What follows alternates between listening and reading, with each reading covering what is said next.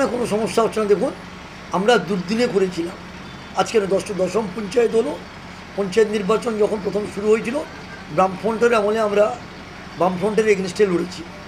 এখানে ছিল মন্ত্রীর বাড়ি, যারা এসছেন তারা তো আর দুর্দিনের কাজ করেননি, অনেকে সুদিনে এসছে, তারা তো সে কষ্ট জানে না। সিপিএমকে অত্যাচার করেছিল এখানে, যদিও ডিএসপি মাননীয় বিধায়ক ছিলেন, মন্ত্রী ছিলেন, যদিও তিনি এখন এর আগের বিধানসভার সময় মাননীয় তরুণবাবুর মঞ্চেই তিনি বলে গেছিলেন যে এখানকার উন্নয়ন করতে তিনিই জানেন কতটা সহযোগিতা নেওয়া হচ্ছে, করা হচ্ছে তাকে।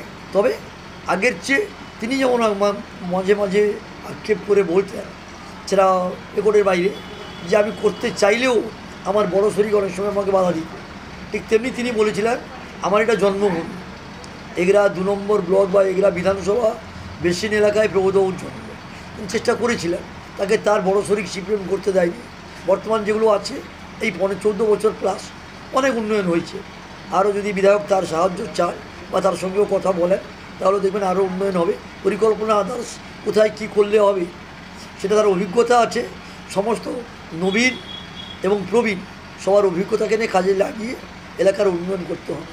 আর যারা একদম নতুন এসছে হতে পারে অনেক সময় তারা ততটা জানে না, না জানানটাই স্বাভাবিক, তারা তো দুর্দিনে করেনি। তবে এখানে কোনো বিভেদ নেই, ওরা যদি কেউ বলছে ঠিক নয় কথাটা, আমরা একসঙ্গেই কাজ করছি।